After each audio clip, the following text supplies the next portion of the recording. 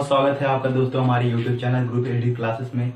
तो जैसा कि हमने एक्सरसाइज 1.1 को ख़त्म कर चुके थे और हमने चौथा और पांचवा क्वेश्चन बहुत अच्छे से पढ़ा था।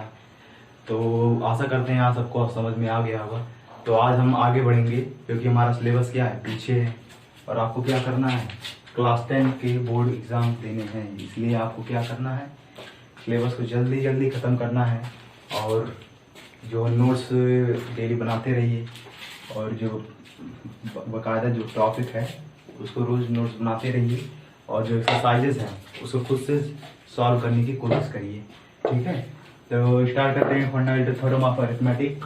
तो इस टॉपिक में हम पढ़ते हैं, पहले तो हमें इस टॉपिक को समझने के लिए क्या चाहिए, हमें प्राइम नंबर पता होना चाहिए, कंपोजिट नंबर पता होना चाहिए।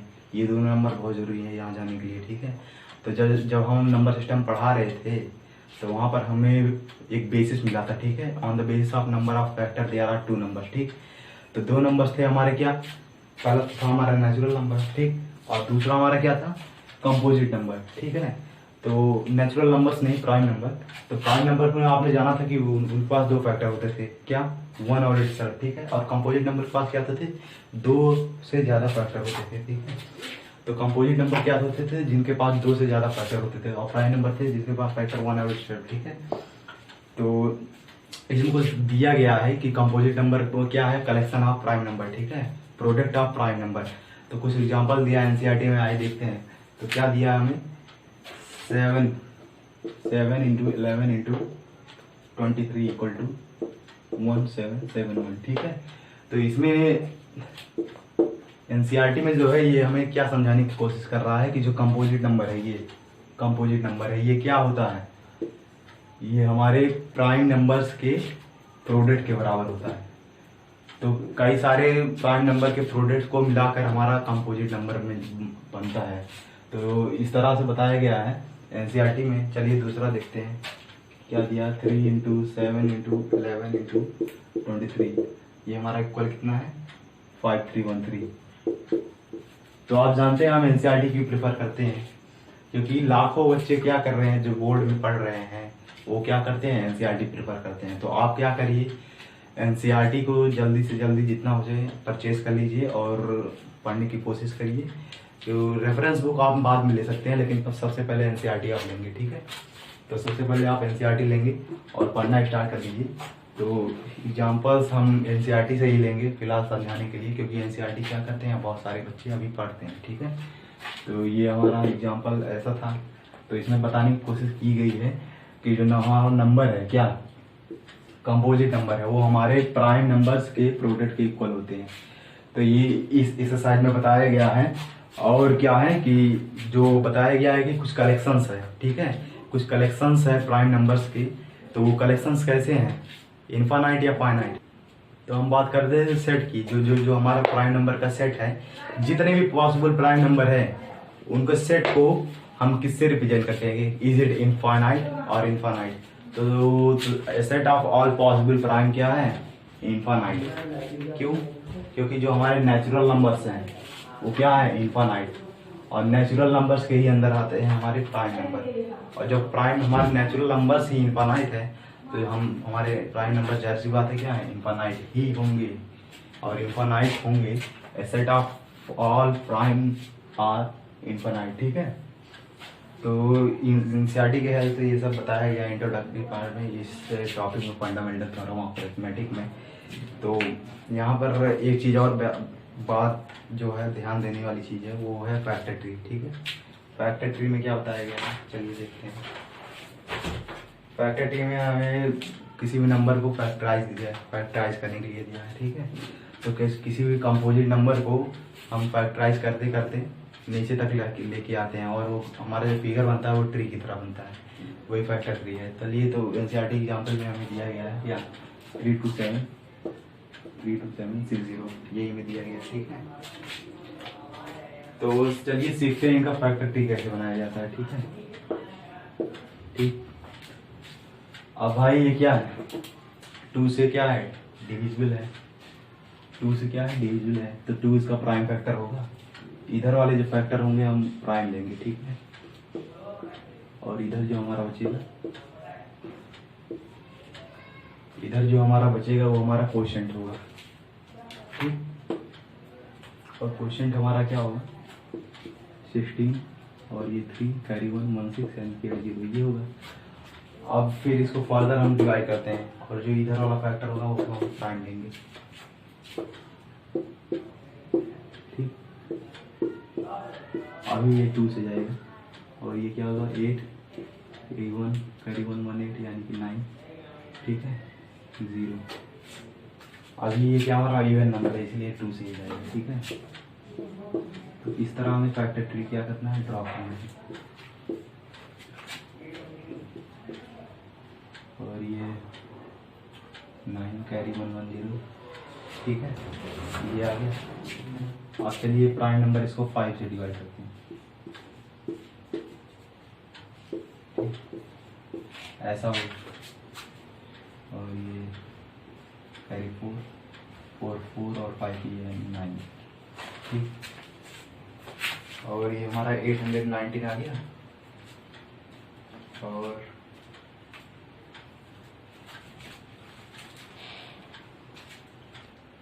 अभी एक और फैक्टर बचा है, ये 7 से होगा।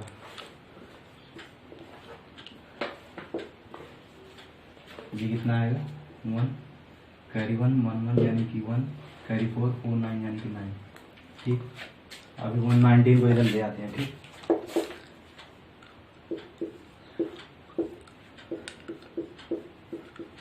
ये 13 से होगा शायद, और 13 से तो नहीं होगा शायद, ये होने वाला है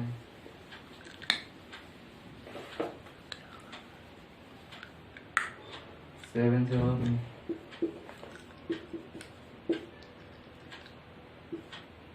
यानी कि ये 1 कैरी 4 9 यानी कि 17। अब जो लास्ट हमारा मिला ये क्या मिला हमारा, ये हमारा मिला प्राइम नंबर। तो हम क्या करेंगे इस नंबर को शो करेंगे किससे, इसका इंटू इसका इंटू इसका इंटू इसका इंटू, ठीक है। अब इसका इंटू इसका, ठीक है। क्या राइट करेंगे 32760 equal to 2 into 2 into 2 into 5 into 7 into 7 into 17, ठीक है equal to 2 cube into 5 into 7 square into 17, okay. तो यहाँ से हमें एनालाइज हो रहा है कि जो कंपोजिट नंबर है, ठीक है, ये कंपोजिट नंबर, ये जो रिटर्न है हमारा किस फॉर्म में रिटर्न है, प्राइम नंबर्स के पावर्स के प्रोडक्ट के फॉर्म में। ये जो हमारे सारे नंबर्स हैं ये भी प्राइम है प्राइम है प्राइम है प्राइम है, ये सारे नंबर्स हमारे क्या है प्राइम है, और प्राइम के प्रोडक्ट के पावर के फॉर्म में ये रिटर्न किया जा सकता है।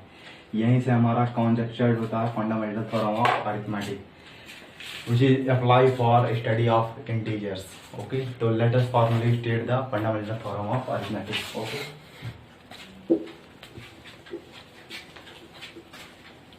चलिए फंडामेंटल थ्योरम ऑफ अरिथमेटिक को स्टार्ट ही कर देते हैं, अभी तक स्टार्ट नहीं किए हैं। चलिए देखते हैं क्या कहता है फंडामेंटल थ्योरम ऑफ अरिथमेटिक।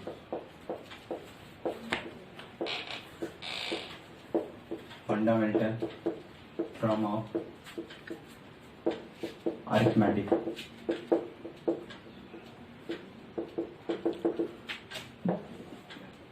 ठीक। तो ये कहता है कि एवरी कंपोजिट नंबर, ठीक है, every composite number can be expressed, ठीक, एक्सप्रेस्ड और फैक्टराइज्ड, ठीक है। Every composite number can be expressed or factorized as a product of every composite number can be expressed or factorized as a product of primes, product of powers of prime, ठीक है, product of powers of primes, ठीक है।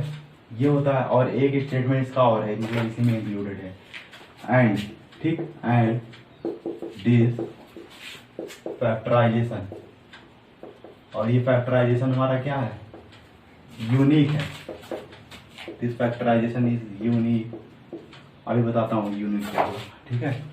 Apart from the order, apart from the order in which the prime factors occur. Prime factors occur. तो भाई यही हमारा fundamental theorem of arithmetic का क्या है, स्टेटमेंट है। तो आइए पढ़ते हैं क्या कहता है कि every composite number can be expressed और फैक्टराइज्ड। जो कंपोजिट नंबर्स है हमारे, जिनके दो या दो से ज्यादा फैक्टर है, उनको एक्सप्रेस किया जाता है, फैक्टराइज किया जाता है as a product of powers of prime. Powers, prime के पावर्स के प्रोडक्ट के फॉर्म में उन्हें एक्सप्रेस किया जाता है, जैसा कि आपने फैक्टर ट्री ड्रॉ करके किया था, ठीक है। और बात आगे क्या कह रहा है देखते हैं। And this factorization is unique, ठीक। और ये फैक्टराइजेशन हमारा क्या है, यूनिक है। यूनिक का मतलब कि ये एक ही तरीके से ही हो सकता है, ठीक है, एक ही तरीके से लिखा जा सकता है। Apart from the order in with the prime factor अगर पार्ट, हम क्या करेंगे इसे एक्सेप्ट, ये हमारा एक्सेप्शन है, ठीक है। From the order in which the prime factor अगर, जो हमारा प्राइम फैक्टर को लिखने का तरीका है, या फिर हम असेंडिंग ऑर्डर में लिखे या डिसेंडिंग ऑर्डर लिखे, उसको छोड़कर, इस बात को छोड़कर हमारा जो फैक्टराइजेशन है यूनिक है। यूनिकनेस किसकी बात की कहा है कि जो हमारे प्राइम फैक्टर्स होंगे वो वही होंगे, मतलब कि वो प्राइम फैक्टर कभी चेंज नहीं होंगे, उनका फैक्टराइजेशन चाहे आप असेंडिंग ऑर्डर में लिखे या डिसेंडिंग ऑर्डर में लिखे, ठीक है। तो बात यही कह रहा है, फंडामेंटल थ्योरम ऑफ अरिथमेटिक में यही कह रहा है। तो बात को आगे बढ़ाते हैं फंडामेंटल थ्योरम ऑफ अरिथमेटिक में, ठीक है। Let P1 P2 P3 dot dash P1 be primes, ठीक है। Let P1 P2 P3 dot dash P1 be primes not necessarily, ठीक है। ये जरूरी नहीं है, नेसेसरेबल डिस्टिंक्ट, ये जरूरी नहीं है कि ये जो P1 है P2 P3 है Pn है ये अलग अलग हैं, सेम भी हो सकते हैं, ठीक है।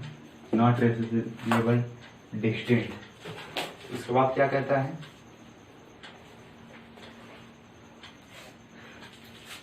हम इसे क्या करते हैं, फैक्टराइज करते हैं, ठीक है। कोई कंपोजिट नंबर x हुआ उसको हम फैक्टराइज करते हैं, P1 P2 P3 dot dash Pn, यह हम इसे फैक्टराइज करते हैं इस फॉर्म में, ठीक है। P1 P2 ये हमारे जो प्राइम है, प्राइम या हमारा डिस्टेंट रहे ये सेम भी हो सकते हैं। तो कंपोजिट नंबर कोई x है उसको हम इस फॉर्म में लिख देते हैं, ये जो प्राइम हमने लिया है, ठीक है, इस फॉर्म में लिख देते हैं। और क्या होना चाहिए कि चलिए इस ऑर्डर को हम क्या लेते हैं, असेंडिंग ऑर्डर में लिख देते हैं। जो हमारा इनका ऑर्डर है इनको असेंडिंग ऑर्डर में लिख देते हैं, ठीक है। वेयर क्या है, P1 लेस देन और equal to P2। Less than क्यों लिखा, लेस देन क्यों लिखा कि असेंडिंग ऑर्डर में जो ये नंबर होता है क्या, ये हमारा छोटे से बड़ा जाता है, तो सबसे छोटा ही रहेगा ना। तो ये साइन है, मतलब असेंडिंग ऑर्डर होगा, मतलब ये साइन है। और ये इक्वल क्यों लिया, क्योंकि इक्वल क्यों हो सकता है, आपको क्या लिखा है, नॉट, ठीक है, नॉट नेसेसरेबल डिस्टिंक्ट। कोई जरूरी नहीं है कि अलग अलग हो, ये जो P1 P2 P3 अलग है, इसलिए हमने क्या किया, इक्वल ले लिया, ठीक है। P1 P2 P3 date date date Pn, ठीक है। यही थोड़ा जनरल फॉर्म है इसका फंडामेंटल थ्योरम ऑफ अरिथमेटिक का, तो इसको नोट कर लेना, नोट्स बना लेना, ठीक है। तो बात तो समझ में आ गई होगी, तो ठीक है। तो फंडामेंटल थ्योरम ऑफ अरिथमेटिक के क्या है, बहुत सारी एप्लीकेशंस है, इनका यूज किया जाता है, क्या एप्लीकेशंस है, इनका यूज किया जाता है कई सारी प्रॉपर्टी को प्रूव करने में, ठीक है। और बहुत सारे मैथमेटिक्स के फील्ड में इसे यूज किया जाता है। तो ये सब एप्लीकेशंस है फंडामेंटल थ्योरम ऑफ अरिथमेटिक के। तो चलिए इससे रिलेटेड हम एग्जांपल सॉल्व करते हैं, ओके।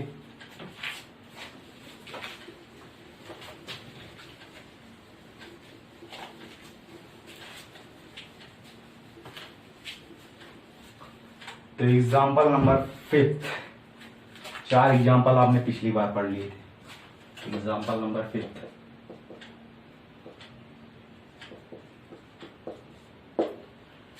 फिलहाल क्वेश्चन नहीं लिखेंगे क्योंकि बहुत लेट हो रहा है, ठीक है। तो सॉल्यूशन आप देखिए, एनसीईआरटी बुक आप मंगाइए, प्रिफर करिए, वॉच करिए, ठीक है। तो पहला क्वेश्चन क्या कहता है हमारा, consider the number 4n, consider the number 4n where n is a natural number, check out there is a value of n for 4n end, ठीक है। कोई भी नंबर हुआ 4 पावर n, जहाँ पर n हमारा नेचुरल नंबर है तो हमें चेक करना है कि कोई वैल्यू n है जहाँ पर 4n क्या होगा, 0 से डिजिट से एंड हो, n हमारा क्या हो, 4n हमारा क्या हो, 0 डिजिट से एंड हो। चलिए सोल्यूशन लिखते हैं। सोल्यूशन में क्या लिखेंगे, बात समझ में आई ना। कोई भी नेचुरल नंबर n है, 4n लिखा जा रहा है, 4n लिखा जाता है, कोई भी नेचुरल नंबर n है, तो पूछ रहा है कि कोई भी नेचुरल नंबर n की वैल्यू कुछ हो सकती है, जिसपे ये हमारा क्या, ये पूरा वैल्यू हमारा क्या है, ये जो नंबर आएगा इसका लास्ट में जो डिजिट आएगा वो क्या 0 से एंड करें, ठीक है। कोई भी नंबर है जो 0 से एंड करो, और जो नंबर 0 से एंड हो रहा है वो जाहिर सी बात है क्या है, 10 का क्या होगा, मल्टीपल होगा, 10 का मल्टीपल होगा, ठीक है। और 10 का मल्टीपल होगा, इसका मतलब उसके पास कितने फैक्टर होंगे, 2 फैक्टर, नेसेसरीएबल 2 फैक्टर होंगे, 2 और 5। तो 2 और 5 फैक्टर होने चाहिए इनके पास। तो 4 पावर n, ये हमारा क्या हो जाएगा, 2 इंटू 2 पावर n, ठीक है। तो हम देख रहे हैं क्या है, क्या है, और यहाँ पर क्या है, इसके पास 2 तो पावर इसके पास फैक्टर है, लेकिन 5 इसके पास फैक्टर नहीं है। 5 इसके पास फैक्टर नहीं है तो ये डिजिट एंड ही नहीं हो सकता 0 से, क्योंकि 2 and 5 should have necessary factor to and a number with digit 0, ठीक है। तो तो फंडामेंटल थ्योरम ऑफ अरिथमेटिक का यूनिक पार्ट जो है, यूनिकनेस पार्ट जो है फंडामेंटल थ्योरम ऑफ अरिथमेटिक का, वो कहता है कि इनके पास केवल यही फैक्टर्स होंगे। भाई इनका पावर कर दो उससे केवल मतलब नहीं है, प्राइम फैक्टर तो यही रहेंगे हमेशा, प्राइम फैक्टर चेंज नहीं होंगे। तो प्राइम फैक्टर चेंज नहीं होंगे तो uniqueness part of fundamental theorem of arithmetic हमें गारंटी देता है कि इनके पास कोई अदर फैक्टर नहीं होगा 2 के अलावा। तो देख रहे हैं इनके पास कोई 5 जैसा कोई फैक्टर ही नहीं है, तो क्या होगा, ये नंबर हमारा एंड नहीं होगा, किससे, 0 से। अगर भाई तुम्हारे पास 5 फैक्टर होता तो तुम तो 0 से एंड हो जाते, लेकिन जब तुम्हारे पास फैक्टर ही नहीं तो एंड कहाँ से होगा 0 से, ठीक है। तो ये बात समझ में आ गई होगी। फिलहाल स्टेटमेंट रहने दीजिए, आप एनसीईआरटी एग्जाम्पल है, थोड़ा समझा देना जल्दी, ठीक है। बात समझ में आई होगी। अब एग्जाम्पल नंबर 6 देखते हैं, ठीक है। एग्जाम्पल नंबर 6 में हमें क्या करना है, एलसीएम फाइंड करना है, किसी 2 नंबर का एलसीएम फाइंड करना है, ठीक है। तो एलसीएम फाइंड करना है किसका, 6 और 20 का, एलसीएम 6 और 20, और किस तरह से फाइंड करना है, बाय फैक्टराइजेशन मेथड। किससे फाइंड करना है, by factorization method, factorization method. इसके लिए आपको कॉन्सेप्ट लर्न करना पड़ेगा, ठीक है। तो जो हमारा 2 नंबर का एलसीएम होगा, ठीक है, सपोज कोई नंबर हुआ ए और बी, तो इनका एलसीएम क्या होगा, इनका एलसीएम क्या होगा, प्रोडक्ट ऑफ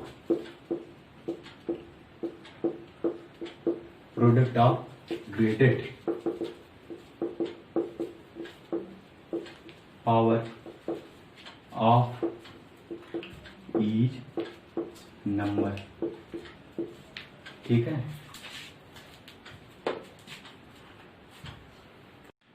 तो हम क्या करते हैं, एलसीएम फाइंड कर रहे थे, तो एलसीएम किसी 2 नंबर ए और बी का एलसीएम क्या होगा, product of greatest power of each number.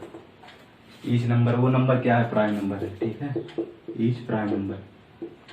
Each prime number का हम क्या, product greatest power of each prime number हम निकालते हैं।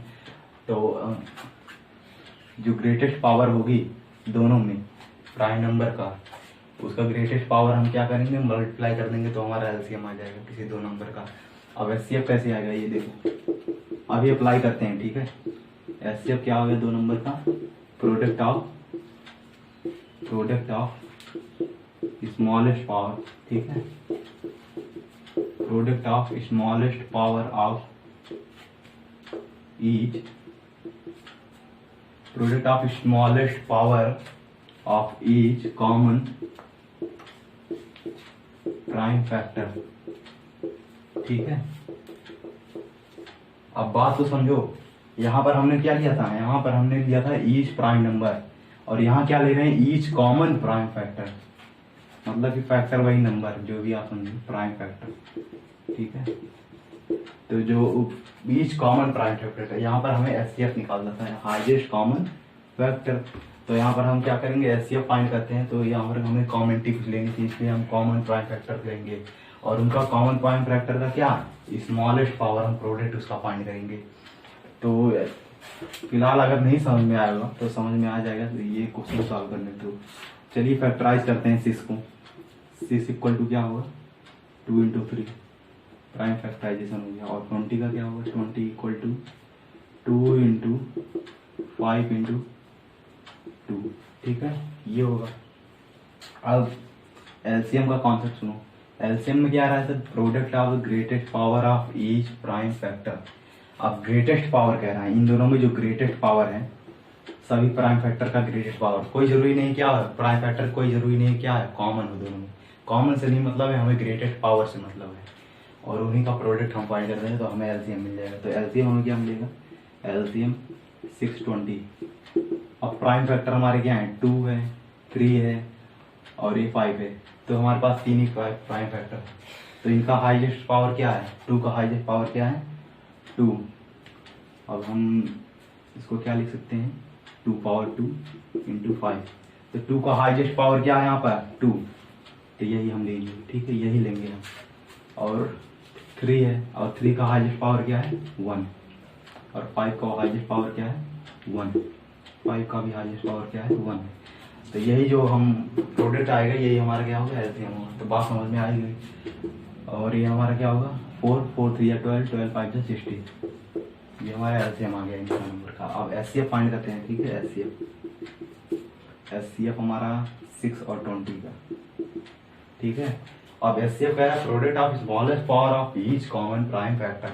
इसका मतलब कि जो स्मॉलेस्ट पावर होगा किसका, जो कॉमन प्राइम फैक्टर है दोनों में, जो कॉमन प्राइम फैक्टर है दोनों में, उसका स्मॉलेस्ट पावर हम लेंगे एचसीएफ फाइंड करने के लिए। अब स्मॉलेस्ट क्यों ले रहे हैं, स्मॉलेस्ट इसलिए ले रहे हैं कि कम से कम जो इन दोनों में कॉमन हो सकता है, ठीक है, कम से कम जो कॉमन होगा। जैसे कि लेते हैं 2 इंटू 3। अगर हम दोनों नंबर को ऐड करते हैं, इन दोनों नंबर को ऐड करते हैं, तो सबसे हाईएस्ट कॉमन इन दोनों में क्या होगा, आप ही बता सकते हैं। इसमें सबसे हाईएस्ट कॉमन क्या होगा, 2 ही तो होगा, 2 ही तो होगा। 3 प्लस 2 इंटू 5, अब 2 ही तो इसमें कॉमन हो सकता है, और ज्यादा कॉमन होगी नहीं। और यही हमारा क्या है, यही हमारा हाईएस्ट कॉमन फैक्टर है। तो भाई 2, यहाँ पे पावर क्या था, 2 था, और यहाँ पर पावर क्या है, 1 है, और जो हमें कॉमन मिला उसका भी पावर 1 है। इसका मतलब जो ये कॉन्सेप्ट हम यूज कर रहे हैं, smallest power of each common prime factor, ये क्या है हमारा कॉन्सेप्ट, सही है। आपको एग्जाम्पल यहाँ दे दिए, ठीक है। तो इन दोनों में क्या है, हाईएस्ट कॉमन मतलब कि फैक्टर निकालना है, तो हमारा कॉमन प्राइम फैक्टर क्या है हमारा, यहाँ पर 2 है, सिर्फ क्या है, 2 है। और 2 का सबसे स्मॉलेस्ट पावर क्या है, 1 है। तो हमारा एचसीएफ क्या हो गया, 2 पावर 1। अब प्रोडक्ट इसका क्यों नहीं लिए, क्योंकि ये एक ही कॉमन प्राइम फैक्टर है इसमें 2, और प्राइम फैक्टर कॉमन है ही नहीं, तो और क्या लेंगे हम। तो हमारा एचसीएफ जारी सी बात क्या है, 2 आ गया। तो ये हमारा एलसीएम आ गया, ये हमारा एचसीएफ आ गया। तो एग्जाम्पल नंबर 6 सॉल्व हुआ। आप 2 एग्जाम्पल्स और बचे हैं, जल्दी जल्दी देख लीजिए। एक बात और चीज है, उसको ध्यान देने वाली चीज है, वो ऐसा चीज है कि जो बोर्ड में आता है, बोर्ड में ठीक से वो क्वेश्चन लगभग आ जाएगा, एमसीक्यू में आ जाएगा, ठीक है। यहाँ पर एनसीईआरटी में दिया गया एक कॉन्सेप्ट क्या दिया गया है, HCF AB into LCM AB equal to A into B आ रहा है। ये एनालाइज किया है एनसीईआरटी में, जो है आप पढ़ेंगे, एनसीईआरटी बुक प्रिफर करिए, वहाँ पर पढ़ेंगे। तो ये एनालाइजेशन हमें मिला है कि एचसीएफ, अगर एचसीएफ और उसके एलसीएम को, एचसीएफ AB और एलसीएम AB को अगर हम मल्टीप्लाई करते हैं, तो हमारा वो आ रहा था किसके इक्वल, A इंटू B के इक्वल आ रहा था, A इंटू B के इक्वल आ रहा था। तो यही आइडेंटिटी हमें क्या करनी है, रिमेम्बर करनी है, ठीक है, आइडेंटिटी है, इसी को हमें रिमेम्बर करना है। तो फिलहाल 1-2 मार्क्स क्वेश्चन आ जाएंगे बोर्ड में, ये क्वेश्चन जरूर आता है बोर्ड में। तो वो चेक करता है कि आपके पास कितना रिमेम्बर है, जो कॉन्सेप्ट है आपको कितना रिमेम्बर है। तो ये कॉन्सेप्ट है, इसको याद कर लो, इससे रिलेटेड क्वेश्चन जरूर आपके आएंगे, फिक्स है, पक्का। ठीक है, ये कॉन्सेप्ट आपने याद कर लिया होगा। अब एग्जाम्पल नंबर 7 देखते हैं। इस कॉन्सेप्ट को एनालाइज करने के लिए आप एनसीईआरटी में प्रेफर कर सकते हैं। एग्जाम्पल नंबर 7 क्या है? ठीक है, एग्जाम्पल नंबर 7 में हमें क्या करना है, एचसीएफ फाइंड करना है। ठीक है, किसका? 96 and 404 by the prime factorization method, और उन दोनों का एलसीएम निकालना है। ठीक है, तो आ तो गया ये क्वेश्चन, बता रहा था आपको ना, एग्जाम्पल में आ गया। और एग्जाम्पल हमारे क्या होते हैं, इंपॉर्टेंट होते हैं, वो बोर्ड में बहुत पूछे जाते हैं। तो वही उसी टाइप का क्वेश्चन आ गया ना, मिसिंग नंबर फाइंड करना है, एलसीएम। जब एचसीएफ पता चलेगा तो एलसीएम निकल जाएगा, आइडेंटिटी भी पुट करेंगे। ठीक है, तो दिया गया है हमें एचसीएफ निकालना है 96 और 404 का। ठीक है, तो 96 और 404, चलिए इनका प्राइम फैक्टराइजेशन करते हैं। 96 ये हमारा 2, 48, 24, 12, 6, 3, 1। ठीक, हमारा 96 इक्वल क्या हो गया, 2 इंटू 2 इंटू 2 इंटू 2, 1 2 3 4 5, 1 2 3 4 5, 1 2 3 4 5, और ये इंटू 3, ये प्राइम फैक्टराइजेशन हुआ। और हमें पावर कितनी है, 1 2 3 4 5, 2 पावर 5 इंटू 3, ये हमारा 96 का प्राइम फैक्टराइजेशन आ गया। और 404 का प्राइम फैक्टराइजेशन क्या होगा। ठीक, उसको भी करते हैं, उसको भी करते हैं, उसको भी करते हैं। ठीक है, उसको भी करते हैं 404, और ये हमारा 2 से होगा, ये हमारा 101, और ये 51 से देंगे 101। भाई ये प्राइम लग रहा है मेरा। ठीक है, ये 0 आ गया, ये हमारा प्राइम है शायद। तो क्या होगा, ये 2 पावर 2 इंटू 101। ठीक, ये आ गया हमारा।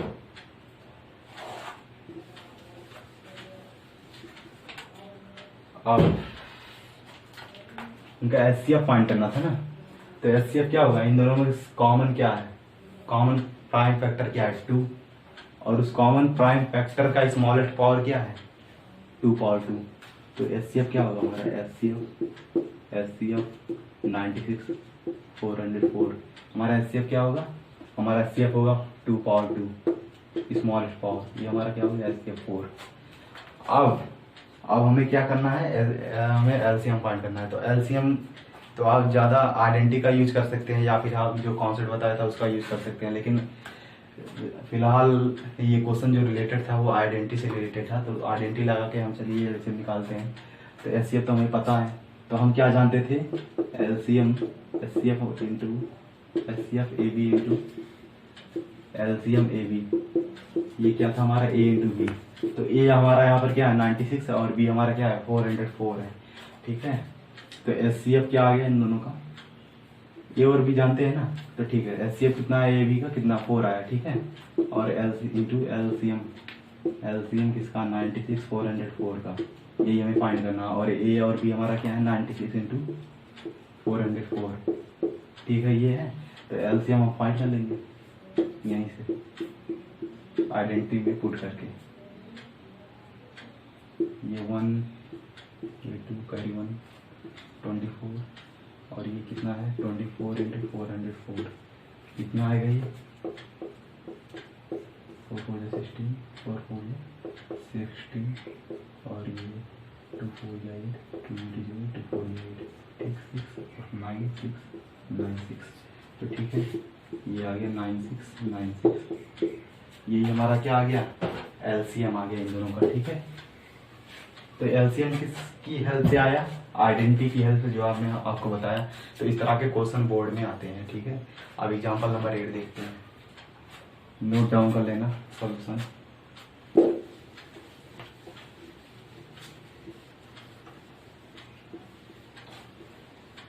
कई लोग डिस्टर्ब मत हो जाना, मैं कह रहा हूँ वीडियो को रिज्यूम करके नोट्स बना लेगा। ठीक है, एग्जाम्पल नंबर 8 क्या कहता है देखते हैं। एग्जाम्पल नंबर 8 कहता है find the LCM and HCF and LCM of 672 and 122 by the following factorization method. जाहिर सी बात है आप इसका भी निकाल दोगे, बहुत आसान है जैसे आपको बताया था। चलिए सॉल्व कर देता हूँ फिर भी। तो हमें क्या करना है, एलसीएम फाइंड करना है। ठीक है, एलसीएम और एचसीएफ फाइंड करना है किसका, 6 का, 72 का और 120 का। ठीक है, तो जाहिर सी बात है अगर आप एचसीएफ निकाल देते हैं इनका, तो एचसीएफ अगर निकाल देते हैं तो एलसीएम तो ऐसे आएगा, आइडेंटिटी से यूज करके हम क्या निकाल लेंगे, एचसीएफ निकाल लेंगे। फिलहाल इसके लिए एक अलग फॉर्मूला है, आगे बताऊं कि यहीं बताऊं, यहीं बता देता हूँ। ठीक है, क्योंकि इससे रिलेटेड आप एग्जाम्पल क्या कर रहे हैं, सॉल्व कर चुके हैं, इससे रिलेटेड आप एग्जाम्पल सॉल्व कर चुके हैं, ये एक्स्ट्रा मतलब है। तो ठीक है, तो इसके लिए आपके लिए नया बताता हूँ जो आपको लास्ट में दिया गया है। तो 3 नंबर का हम एचसीएफ कैसे फाइंड करते हैं। ठीक है, अगर हमें एलसीएम पता है तीनों नंबर का तो एचसीएफ भी हम फाइंड कर लेंगे। ठीक है, तो इन तीनों का पहले एलसीएम फाइंड करते हैं। ठीक है, 6, 72 और 120। अब 2 3 और ये 3 है, करीबन 1 4, ये 6 और ये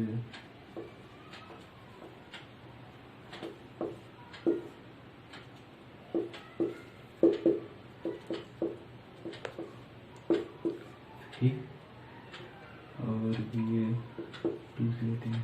ठीक है, और ये 10 और ये 2 से लेते हैं। ठीक है, 3 5 1 1 5। ठीक है, 5 1 1 1।